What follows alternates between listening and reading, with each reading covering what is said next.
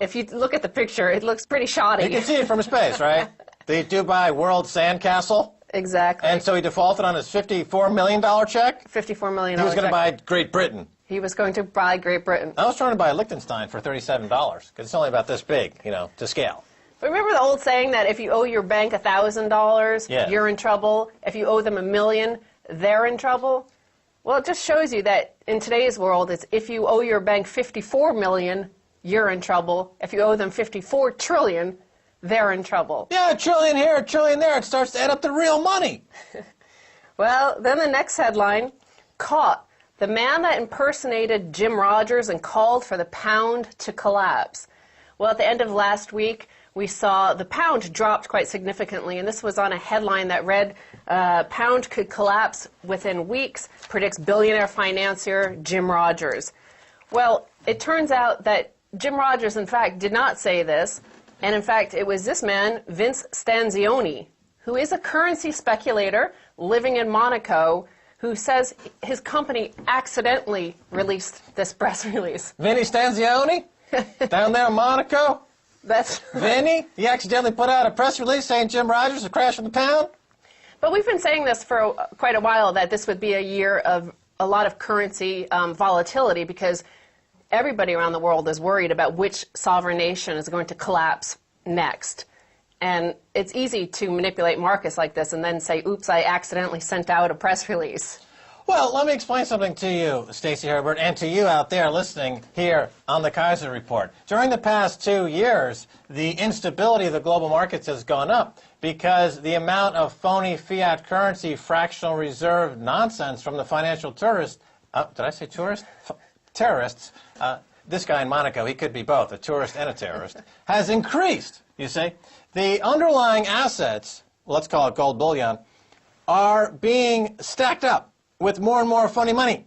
More and more funny money. So you can have more volatility. The volatility is going to increase because there's nothing there except rumors, innuendo, and a bunch of guys named Vinny sitting on their yachts making false press releases. Well, there was another, it wasn't actually a release, it was a man making a statement, and his name is Colonel Gaddafi. Gaddafi calls for jihad against Switzerland. No. Yes. And it caused zero, turmoil in the Swiss market. So he told a crowd of people gathered in Libya that they should boycott all Swiss products, they should hold jihad against Switzerland, but it caused nothing. And I think it's because that the global financial markets have already been wiped out by financial terrorism, led by this man, according to a new survey. Gaddafi's a little late to this party. I think so. Yeah. Greenspan, Friedman, and Summers win Dynamite Prize in Economics. Now, the dynamite being exploding, they've exploded. Who was the economist most responsible for blowing up the global economy? And this was done by Real World Economics Review, and a couple hundred economists, or a couple thousand economists, voted on who was the economist most responsible for blowing up the global economy. And it turned out to be Alan Greenspan by far that they voted for. Al Greenspan, not Al-Qaeda. Al Greenspan. That's Gaddafi, right. yeah, he's coming into this currency thing late. You see, he's still thinking old world. He's thinking old school, like airplanes blowing up and this type of thing. That's his methodology. It's also 20th century. Greenspan is again in the news with this headline: Hillary blasts Greenspan on debt, says it is a threat to national security. So Hillary Clinton was before Congress this week trying to explain why she was requesting $52.8 billion for the State Department budget. This is a huge increase. And she was saying, well, it was because it's due to the outrageous advice of former Federal Reserve Chairman Alan Greenspan. He caused our nation to go so into debt that we now need to spend so much more for the State Department to protect our national security interest. Al-Qaeda, Al Greenspan? Well, again, she's another one who's late to the party here.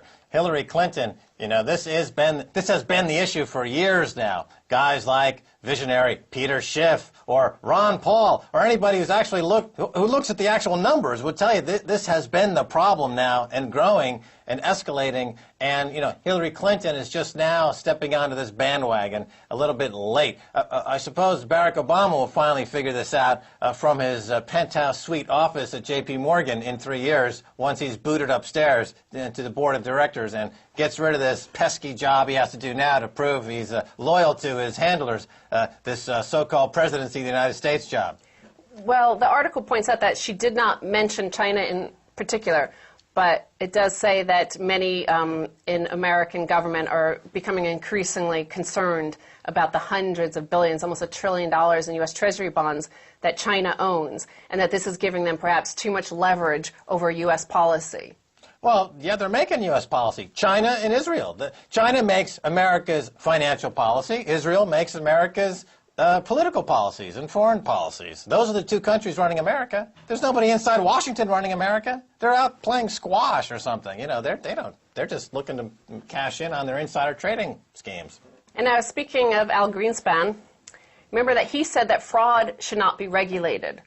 He was against any regulations because he thought that the market would somehow miraculously sort out fraud. Well, because of this fraud, we have these headlines. AIG posts $8.9 billion loss, may need more government money. So AIG last week reported $8.9 billion in fourth quarter losses as general insurance business remained weak and it ran up expenses from paying back government loans, but then requested more money. It's going to need more money from the U.S. taxpayer. The next headline, Freddie Mac loses $7.8 billion in fourth quarter. Fannie posts $72 billion loss for 2009. So now Fannie Mae has to go to the U.S. and ask $15.3 billion more, reads the headline. You might want to ask, who are Fannie Mae and Freddie Mac? Who are these people that need so much money? Well, according to CNN Money, Fannie and its smaller sibling Freddie Mac are the primary source of mortgage funding in the nation. They bundle home loans that conform to certain standards into securities, attach a guarantee that they will be paid, and sell them to investors. The process gets money back to the banks and other lenders that originate the loans.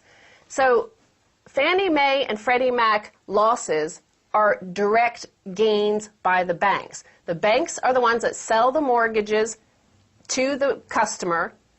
Then the bank, gives that mortgage to Fannie Mae and Freddie Mac, i.e. the U.S. taxpayer. The bank gets paid 100% of the cost of that mortgage and passes it to Fannie Mae and Freddie Mac, who are now having to write down $72 billion for 2009, lost by the U.S. taxpayer. Well, look, the people in Greece, the people in Iceland, the people in America, don't blame yourself for this housing crash and this economic collapse, as these people are doing. You know, the people in Greece are blaming themselves. The people in Iceland are blaming themselves. They have Stockholm Syndrome. They've fallen in love with their hostage, their captor.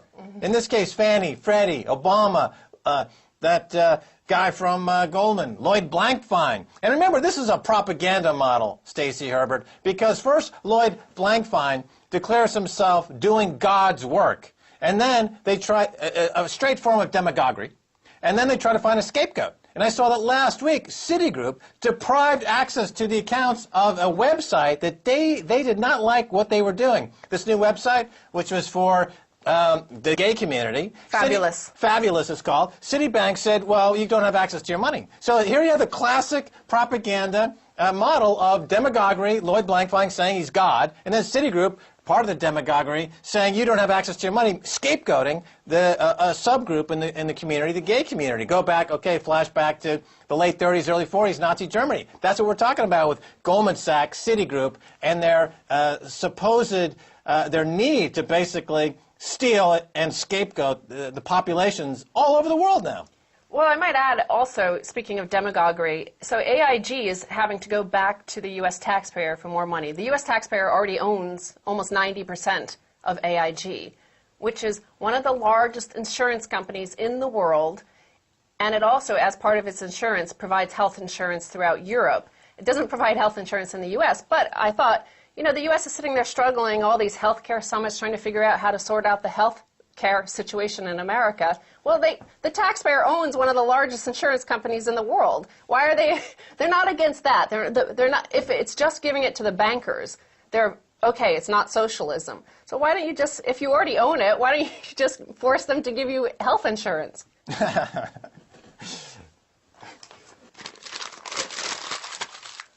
Because they're idiots! Is that the only reason? They're brain dead. They don't seem to know how to add 2 plus 2. You know, in the United States, the people live there. Who knows what happened? They put some kind of drugs in the drinking water or something, but they don't want health care. They don't want equality of any kind, economically speaking. All they want to do is, you know, get as many donuts as possible for the cheapest possible price and engorge themselves until they need to be wheelbarrowed into the hospital. That's about it. And then finally, looking forward, the numbers on Freddie Mac and Fannie Mae, the two who basically insure, who underwrite every single mortgage in the U.S. now, pretty much. It's been nationalized. But their numbers are showing that it's pretty much doubled the number of delinquent mortgages now. So it went from about 2.4% in 2008 to over 5% in the case of Fannie Mae. Markets, finance, scandal!